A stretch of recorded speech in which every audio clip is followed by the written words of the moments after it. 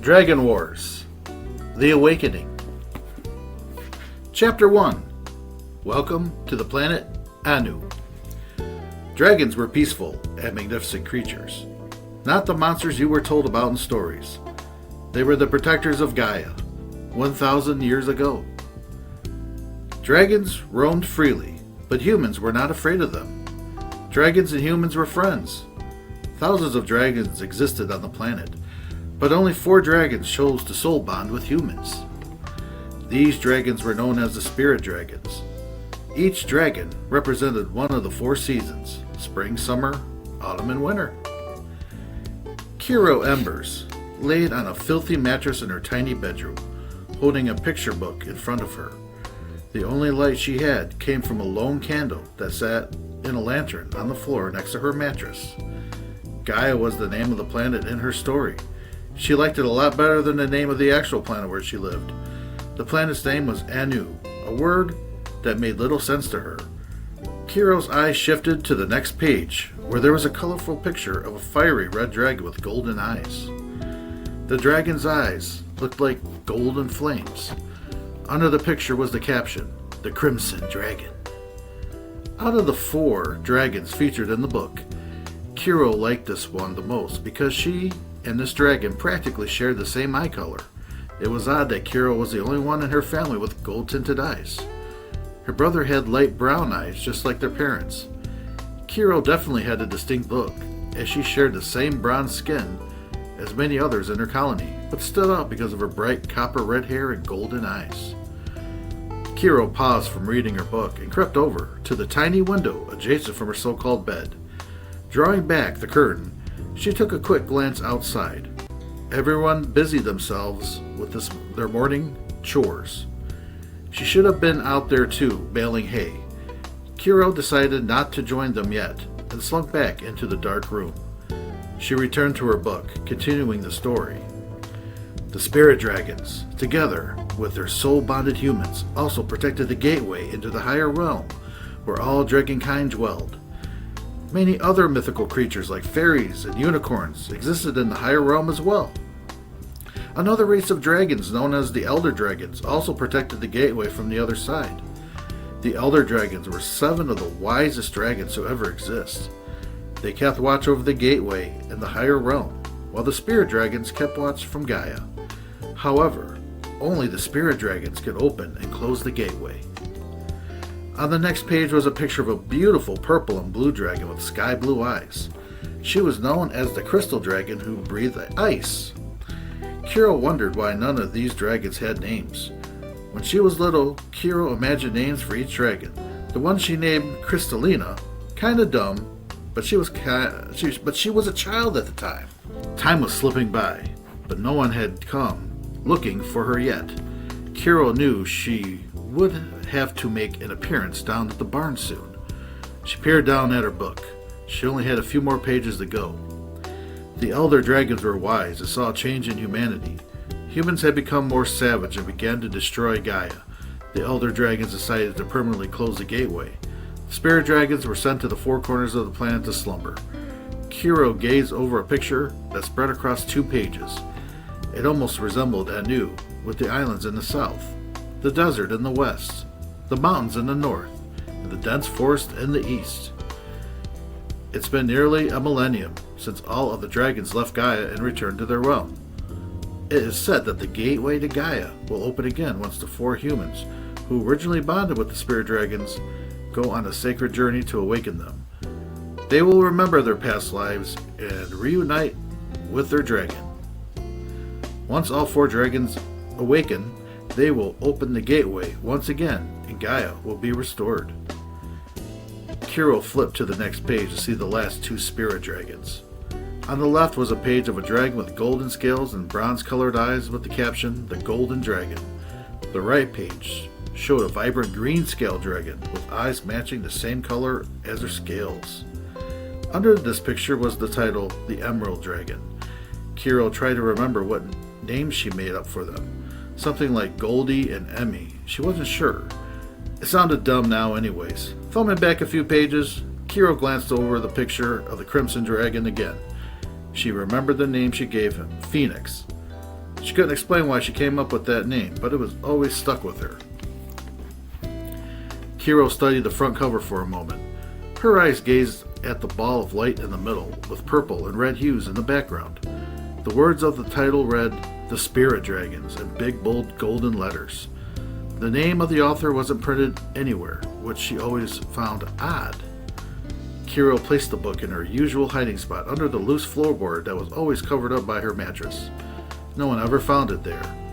There were times the patrol came to various homes to do an inspection, but there was only one time they chose the house where she and her brother lived. One officer came into her room and looked around, but never moved her mattress, so her book was safe. It scared her too much to think what they would do if they found it.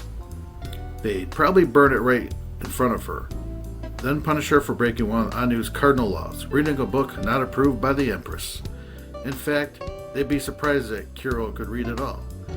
They may kill her for that alone. Only scientists and medical professionals were allowed to read. Kiro took a deep breath before leaving her room. Across the hall was her brother Darian's room. He was always up before her, helping down at the cornfields. Her eyes wavered towards the end of the hall where her parents once slept. Neither she nor her brother bothered to go into that room since their parents died. Kiro hurried down the stairs and into the kitchen where a few pieces of bread sat on a plate. Darian must have left those for her. By now the bread was cold. Kiro stuffed the pieces in her mouth anyways, just heading outside. Just as Kiro exited the house, someone tapped her on the shoulder. She dumped a mile high as she spun to face the colony speaker, Arthur Daniels. "Oh, hi, Mr. Daniels," she greeted nervously. "Oh, hi yourself," he returned mockingly. "Why are you at your station?" "I was on my way. I just, had to clean my room." Mr. Daniels knit his eyebrows. Kiro knew he wasn't buying it. "Sorry I woke up late." It was still a lie, but it was better for her to tell him than that she overslept. There's no way she could tell him what she was really doing. "Okay, don't worry about it. Just get out there. The patrol will be here any minute now. Don't forget, it's Harvest Day," Mr. Daniels said. There's no way she nor anyone else in the colony could forget Harvest Day. It was the day when the patrol visits to inspect everything, as well as take a large portion of crops and livestock and distribute it among the other colonies. Kiro supposed it was fair for everyone and planned to be fed, but the patrol is greedy. They often took so much that their colony barely had enough food left over for themselves. "I'm sorry. Just get to your station. Hurry," Mr. Daniels yelled. Kiro hurried off towards the barn. While Kiro ran off to do chores, her brother, Darian Embers, was deep in the woods north of the farm. The young man sat high in a tree waiting with his bow and arrow. A mild wind blew his dark curly hair into his face. Patience paid off as he finally saw a buck, large enough to feed the entire village. Taking the arrow between his fingers, Darian drew back the bow, waited a minute, and let it go. The arrow whizzed through the air and struck the deer in its lungs. The animal took off, sprinting through the trees. Darian climbed down from his hunting spot and immediately scouted for the blood trail. He ran through the trees, keeping his eyes on the trail. He walked between two cottonwood trees and found the deer lying on the ground, exhausted. Darian drew back another arrow and released it. The tip of the arrow pierced through the buck's neck. Kiro made it to her station at the barn. As she walked into the barn, Tyrion, one of the stable managers, approached her. "Look who decided to show up. Let me guess, you slept in." No, wait, I got it. You forgot which station you were at today." Kiro turned to the tall, scrawny teenage boy. He was 18, only a year older than her, but he had the authority to have her whipped if he wanted. "Well, what do you have to say for yourself?" Kiro didn't have anything to say. Well, nothing that wouldn't get her into a bunch of trouble. This guy acted like her father, but not quite. To say he acted like her father would be an insult to her actual father. "I'm sorry I'm late. I'll get the job done. I can get all the hay into the wagon by the time lunch is served." "Excuse me?" he said with a laugh. "You think you're getting lunch? No. You're late. You'll work until sundown." "I have to eat," Kiro yelled, half panicked. "I don't like your tone," Tyrion chastised. "You can't just not let me eat." Kiro spoke a little calmer. "Now you're arguing with me," he asked, outraged. "Oh, that's fine, Kiro. I'll just hand you over to the patrol when they get here. I'm sure they'll be glad to take care of any dead weight not earning their keep. Kiro decided to rope it in. It angered her that this guy was one of the managers anyway. He just got this position a week ago, and now he acted like he owned the whole farm. Not only that, but he mispronounced her name again. "My name is Kiro," she said, trying to keep her voice calm. "What?" Tyrion asked crossly. "You said my name wrong." The tall, lanky young man stepped towards Kiro, pointing an accusing finger at her. "How does a nobody like you get such a big head? You think anyone cares who you are?" he sneered. "Yet, you're a dumb farm girl. You're no different from any of them." He pointed at the other kids busy working in the barn. "All of you are dumb farm kids who will never do anything important. Until you earn the right to be a manager, just shut your mouth and do your job." He thrusted a pitchfork into her hands. Kiro almost punched him, but he decided it would be a terrible idea. Instead, she stormed over to a pile of hay and aggressively stabbed the straw pile and tossed it into the wagon next to her. After 3 hours of sweating profusely, Kiro threw the last of the hay into the wagon. It was lunchtime. Many other workers were tossing down their pitchforks and heading out of the barn. Her eyes caught Tyrion at the barn entrance. He told her that she wasn't getting lunch. Kiro sighed, wiping her brow. Tyrion was yelling at some other kid just outside the barn doors. All that guy did was yell all day. She didn't care what he said earlier. She was going to get some food. After placing the pitchfork against the wall, she climbed the ladder to the hayloft. Quickly, she crawled over to the window. The rope the younger kids tied up was still there. They loved swinging on the rope for fun, but right now Kiro could use it to escape. She shimmied down the rope until she reached the safety of the ground. As she ran towards the house, she noticed a watcher close by. She quickly dodged the flying robot by disappearing into the cornfield. Each watcher was programmed to float in a particular pattern. The spy robot recorded everything on the farm, so she had to be careful not to be spotted. Kiro emerged from the cornfield and dashed towards her house. As she approached, she noticed Darian was holding part of a large animal. She caught up with her brother as he began hanging the animal in the shed. "What you doing?" she asked. Darian spun around. His mouth fell open. Then, when he realized who disturbed him, his gaze softened. "Just storing our dinner safely away," he said proudly. "Our dinner?" she asked. He bent down and whispered to her, "I caught a deer." "A deer?" Kiro repeated with excitement. Darian hushed her. "Yes, in the woods. No one saw me, so we're good." "As far as you know, how exactly did you leave your post without anyone knowing?" "I didn't even go to my post," Darian replied. "I got up before anyone else and just headed towards the woods." "Won't you get into trouble?" Darian laughed. "No one cares." He lowered his voice. "They all know what I do, and you know why I do it, right?" Kiro nodded. She knew he did it for the people in this farm. Food was scarce. A deer meant meat for weeks. "Yup, everyone will bow down to your greatness," Kiro smirked. "Maybe we should build a statue in your honor." "Stop being a smart-ass," Darian hotly replied. Darian locked up the shed. "We're eating good tonight." He was certainly in a good mood. However, that changed as Mr. Daniels walked their way. "They'll be here any minute," he announced. "We need to get everyone gathered by the mill." Mr. Daniels ran off before Darian could respond. "Who's he talking about?" Darian asked. "It's harvest day," Kiro practically screeched. Darian's mouth went dry and his eyes turned weary. He shook his head. "I forgot." He silently reprimanded himself for this grave mistake. The patrol officers would definitely find the deer when they opened the shed. Darian unlocked the door and quickly unhooked the door from the ceiling. He began dragging it behind him. "Where are you going?" Kiro called after him. "I gotta hide this. I'll be right back." While Darian hauled the animal toward the woods, Kiro hurried towards the mill to join the other villagers. Looks like lunch would have to wait. Everyone stood around in a cluttered mess. Mr. Daniels did his best to organize everyone so the colony looked more presentable. Kiro stood nervously pulling on her fingers and tapping her foot. After a few moments, Mr. Daniels approached her. "Where's Darian?" Kiro was at a loss for words. She just stared at the large man. He shook his head. "I don't have time for this. Where is—" Before he could finish his sentence, he saw Darian running to join everyone. "I'm here," he announced. Mr. Daniels nodded to him. He began counting heads. 31, 32, and myself is 33. "Good, we're all here." Everyone turned their eyes towards the sky to see a large airship approaching the farm. The ship landed, and the gangplank lowered down to the ground. 5 patrol officers in plated armor walked down in a straight line. Behind the officers came a squad of watchers. Their one mechanical eye began recording everything. 4 officers began searching the entire farm, walking into various homes and sheds. One of the sheds was where Darian had originally hung his deer. "Good day to you, sir," Mr. Daniels greeted the head of the patrol. "Good day," the man's voice echoed from behind his helmet. Kiro turned her eyes away from the officer. She hated the horned helmets the patrol officers wore. They wore full black helmets to match the black armor suits covering their bodies. No one knew any facial features or any other appearances of these men. The head officer began his speech to the colony. "Greetings, people of the colony Athena. Your Empress has a few requests before the usual harvest."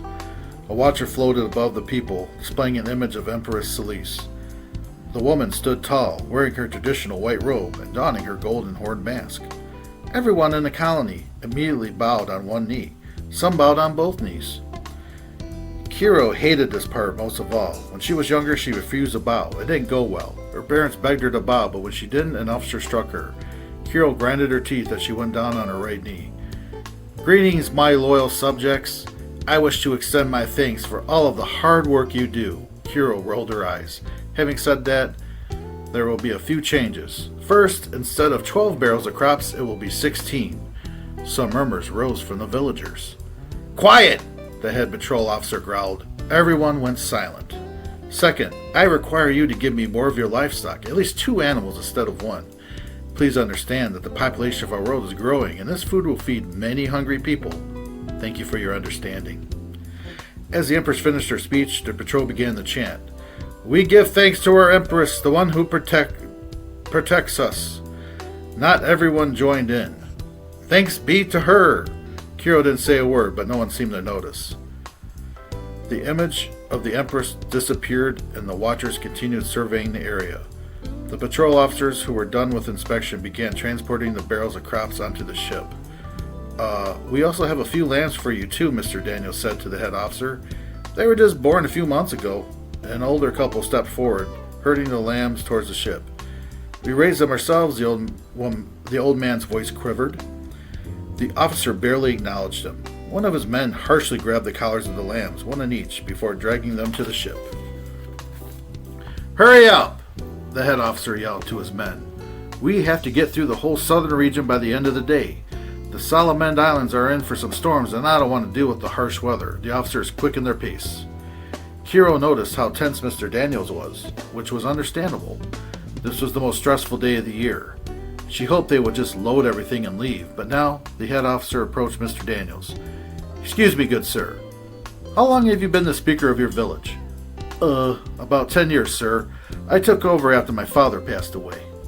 "Then you realize that you are short of the required crops." Mr. Daniels' eyes widened. Sir, we weren't aware of the Emperor's changes to the amount of crops." "Are you telling me that those barrels are the only crops you have?" "Well, no, but the rest of the crops need to be kept here to feed our colony. We all have to make sacrifices. We'll need 4 more barrels." He spoke without missing a beat. "Also, we require 2 more animals. Those cows in the pen will do." "The Emperor said just 2 animals, sir." Mr. Daniels barely spoke above a whisper. "Those lambs you gave us barely had any meat on them," the patrol officer argued. "But we need those cows for our milk, sir." "Milk is not a required source of food," the officer replied. "We have infants and children here, sir," Mr. Daniels pointed out. "Fine, we'll just take 1, but we'll have to compensate with 2 more barrels of crops, so we'll need 6 more barrels." He nodded to the officers, and they opened the doors into the mill and started taking more barrels of crops. "Mr. Daniels, they can't take all of those," a man complained. "We won't have enough food to get through the year." Conflict filled the man's eyes as he contemplated how he could convince the patrol officers not to take any more of their food supply. "Sir, could you maybe take 6 barrels and we'll provide you with more crops next year?" "I'm concerned we won't have enough food if you take all of those barrels." "Your concerns are not my problem," the head officer answered with indifference. As the officers finished loading the crops onto the airship, the head officer bid them farewell. "Thank you for your patronage," he said before leaving the crowd of now very distraught villagers. Darian began breathing easier after they left. They didn't find the deer. Now he could go retrieve it from his hiding spot in the woods. He just hoped nothing bothered the animal's corpse. He rushed off just as the villagers began yelling at Mr. Daniels. Poor guy, Darien thought to himself. It wasn't his fault that the Empire took so much of the colony's food supply. The Empire was greedy. He highly doubted that all that food was going somewhere to feed hungry people. Kiro watched as her brother headed towards the northern woods. Darien was going to get that deer, she realized. Kiro hurried back to the angry mob crowding around Mr. Daniels. She pushed her way in between him and the rest of the villagers. Stop! It's not Mr. Daniels' fault, Kiro cried out. The people stopped and stared at her. Listen, my brother went hunting this morning. He caught a deer. We'll have plenty of food. Mutters rose from the people and they began to relax. Mr. Daniels' glance went to Kiro. Thank you, he said genuinely. No problem, Kiro said. Hopefully it won't take Darien long to find the deer he hid. Minutes later, Kiro spotted her brother heading towards their house, pulling the deer behind him. Her eyes widened as she saw the huge animal. Mr. Daniels joined her. That's bigger than the last one you got, he explained. Kind of risky of you to go hunting on Harvest Day, but I'm glad you did.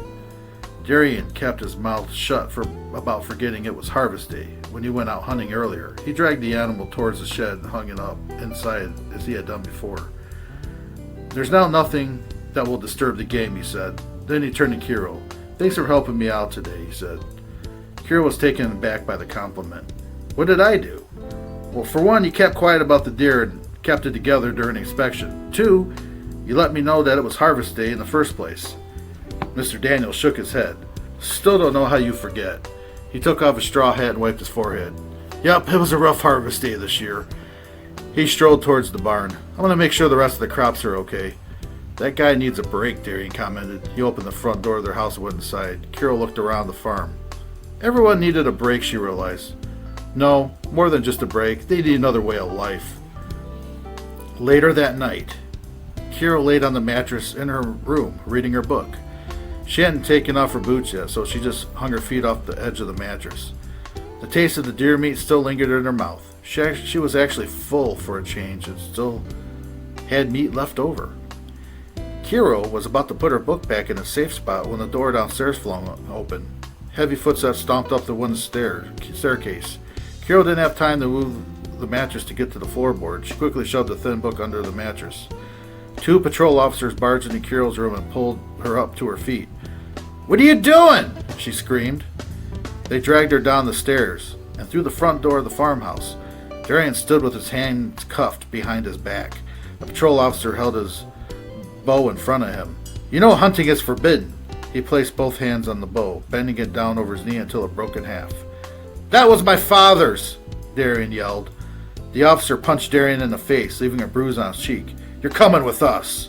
No, Kiro screamed. You can't take him. Darien watched his sister try to fight off the soldier who held her captive.